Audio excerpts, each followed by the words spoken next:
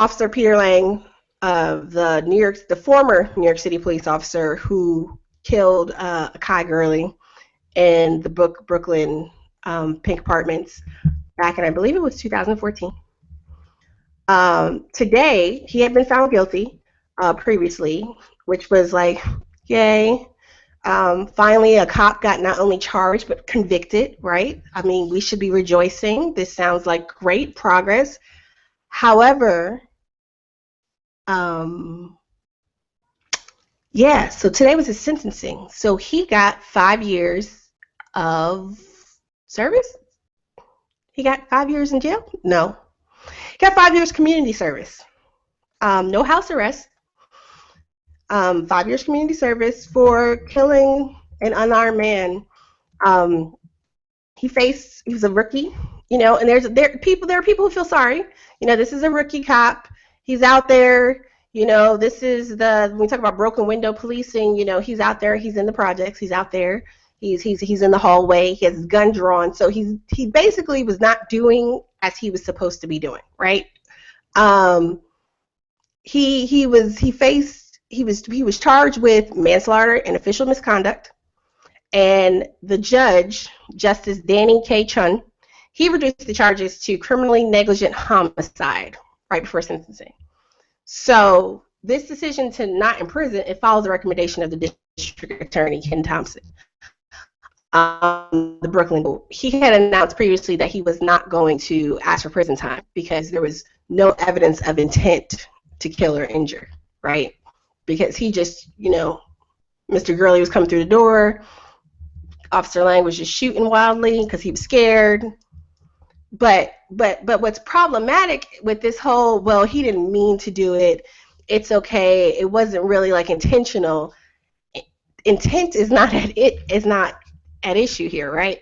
And the problem we still have, it's great that a cop has finally been taken to task for something they did that's improper, and it wasn't just brushed under the rug. I do commend District Attorney Ken Thompson for that. I mean, Ken Thompson, look him up. He's done, some amazing work in Brooklyn. He's single-handedly, he undertook upon his own review prior cases from the DA before him that were riddled with issues of prosecutorial abuse and misconduct, as well as officer abuse and misconduct. So I was really optimistic when this first case came up and saw that he was the DA involved from what I had read about him.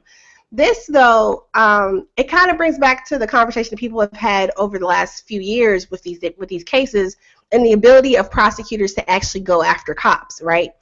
But then at the same time, there were protests around this case. People were wondering, well, why is it that the one cop, and I think it's like 10 years in New York to actually be punished, right? Why is it that it's the Asian one, right? It's another person of color.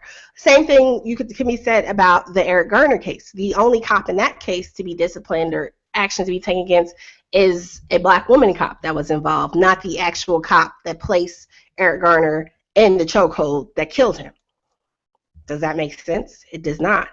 But in this particular case, I think when you look at the actions and the way this officer acted, like you have someone that you've accidentally shot, right? Okay. My bad is not good enough. But to go further and to look at what happened afterwards, right? So instead of calling the ambulance, he calls his union rep, or he texted them. The aunt, Mr. Gurley's aunt, Hortensia Peterson, shouted out today in the hallway after the sentencing that there is no justice. Akai Gurley's life didn't matter. What does it mean to seek justice in these cases? What are we looking for?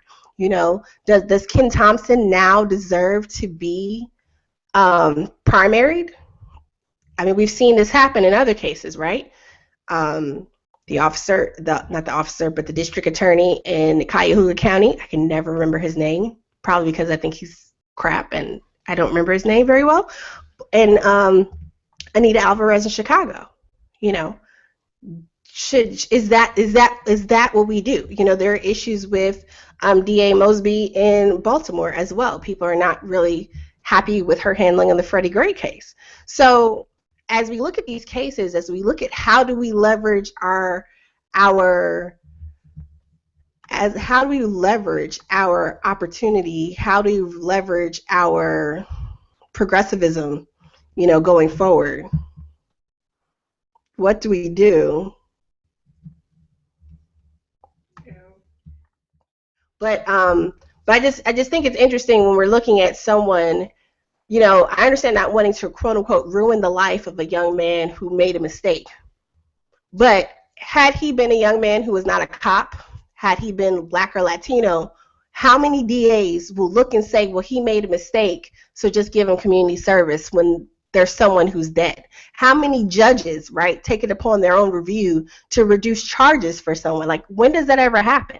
So, I mean, there really is a conversation that needs to happen about the treatment of police officers in the system versus the treatment of everyone else, right? Because we already have disparity between, like, Black and Latino defendants, right, and white defendants. We already have disparities there. But then when you add cops into the mix, okay, you can say, well, there are disparities too based on race and stuff within cops.